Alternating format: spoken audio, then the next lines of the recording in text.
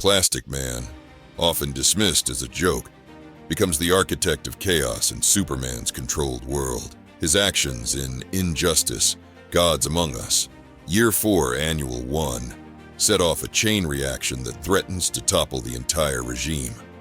From impersonating the Flash to instigating a prison riot, each move Plastic Man makes reshapes the comics landscape in unexpected ways.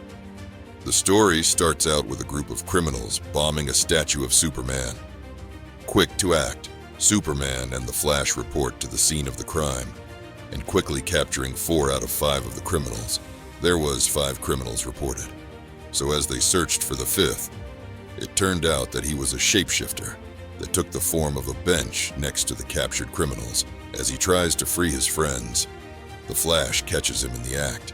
"Superman, our guy, is a talking bench," Flash says. The criminal quickly turns into a large reptilian monster shouting, "I am your nightmares made real. I am chaos." As he tries to attack the Flash, Superman quickly takes him down and captures him. The lizard quickly returns to his human form. "Please don't hurt me. Please don't hurt me. Please don't hurt me," he exclaimed. They take him back to the Justice League headquarters and realize who he is. "You're sure about this?" Flash asks. "You know who he is?" "Of course I do. He's Luke McDonough," which turns out to be Plastic Man's son. Although hesitant, they decide to lock him up, so they take him down to their most high-security prison in the world, the Trench, at the bottom of the ocean. Plastic Man's confrontation with the Justice League is anything but ordinary. He strides into their headquarters, his rubbery form exuding an air of casual defiance. Superman and his regime had been anxiously awaiting his arrival since locking up his son. They listen as Plastic Man demands the release of his son, Luke. The tension in the room is palpable, but Plastic Man's approach is uniquely his own. Instead of threats or pleas, Plastic Man opts for mockery. He taunts the Justice League, questioning their moral high ground. What's the point of being a despot if you can't abuse your power for your friends? All the best dictatorships have a healthy sprinkling of nepotism, am I right? His words cut through the air, exposing the hypocrisy of their rule. He mocks Superman, and Superman gets quite upset with him. But the Flash steps in before anything goes too far. The Flash, tasked with escorting Plastic Man out, soon finds himself outmaneuvered. In a display of cunning that catches even the fastest man alive off guard, Plastic Man incapacitates him. With a quick reshape of his malleable form, Plastic Man assumes the Flash's identity, showcasing the true extent of his powers. Cyborg then finds him as he pretended to be the Flash. Now disguised as the Flash, Plastic Man's infiltration of Superman's regime begins in earnest. He moves through their headquarters with Cyborg, gathering crucial information, with Cyborg showing him the schematics of the prison his son is in. His ability to maintain the Flash's persona while absorbing intel speaks volumes about his adaptability and quick thinking. But Plastic Man's most daring move is yet to come. He manages to steal several Green Lantern rings, a feat that would be impossible for most heroes. This theft isn't just about acquiring powerful weapons. It's a calculated move that will have far-reaching consequences for the balance of power in this story. He leaves the Justice League and quickly finds himself a ride on a helicopter over the ocean to take him to the location of the prison. He leaps from the helicopter, diving deep into the ocean. Throughout his mission, Plastic Man's thoughts never stray far from his son, Luke. Their relationship, though complicated, drives every risk he takes. Plastic Man's infiltration of the Trench is a masterclass in stealth and cunning. He slips into the prison's ventilation system, his malleable form allowing him to squeeze through impossibly tight spaces. Emerging from the vents, Plastic Man quickly takes down a guard and quickly morphs into the identity of the guard. He makes his way to the mess hall. He approaches Kilowog, a Green Lantern known for his imposing presence and strength. With a mix of charm and manipulation, he convinces Kilowog to give him info on where his son might be, then has Kilowog start a riot as a distraction. The plan works better than he could have imagined. Within minutes, the orderly prison descends into pandemonium.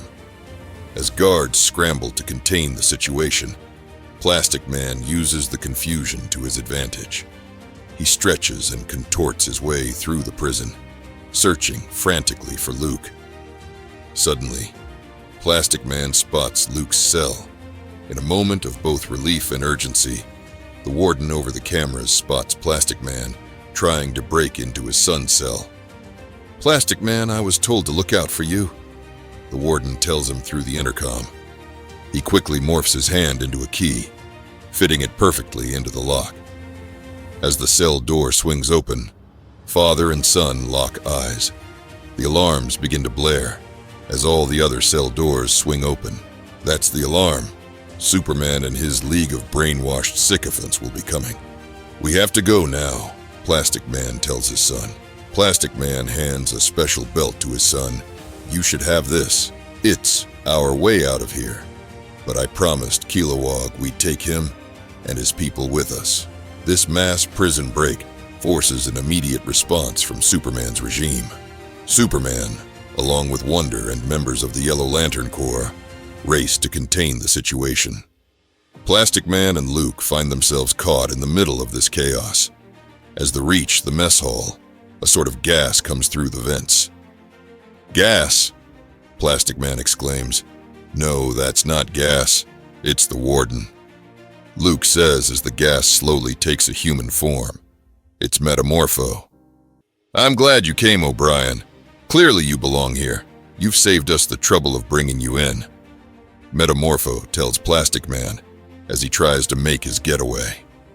As chaos erupts in the trench, Superman and his regime begin pounding on the outside of the domed prison, wanting to be let in. Plasticman makes his boldest move yet. He reaches into his stolen stash and starts tossing Green Lantern rings to Kilowog and the inmates. The prison suddenly becomes a kaleidoscope of emerald light as villains find themselves wielding incredible power. Sinestro, one of the Yellow Lanterns with Superman outside, freaks out over the distribution of the rings. Determined to regain control, blasts a massive hole in the prison dome with his laser blasting Kilowog in the process, killing him. The structural integrity of the trench begins to fail, putting everyone inside at risk. The Green Lanterns band together to try to stop the collapse. Plasticman stops the lanterns, witnessing the unfolding disaster. He stretches his body to impossible lengths, trying to hold the crumbling structure together. Meanwhile, Plasticman yells to Luke, in a stroke of brilliance, tells him to activate Mirror Master's belt that he gave him earlier. A shimmering portal appears, offering a way out for the desperate inmates. Luke stretches his hand out all around the room and starts to pull all the inmates through the portal to safety. As he tries to save his father, Plasticman yells out, "I can't move, Luke." Luke, seeing his father's hesitation, calls him out. "You know what I think? I think you like drama. I think some screwed up part of you would actually find it easier to sacrifice yourself here, rather than escape and hang out with me." This raw honesty cuts through Plasticman's self-doubt, revealing the complex relationship between them and the emotional stakes of their escape. "That's actually pretty insightful," Plasticman says with a smile and takes his son's hand, and they quickly go through the portal as the dome collapses. As they emerge on the other side, Plasticman and Luke find themselves in the mirror world. They've escaped and are surrounded by all the supervillains from the high-security prison. As he discusses what to do with all the villains, he decides to make a bit of a speech. "I know some of you are like I was, criminals because it's what you know. I know some of you are truly, like, nightmarishly evil. I'm not trying to ignore my responsibilities, and it would be pretty irresponsible of me to just let you go and continue being shits.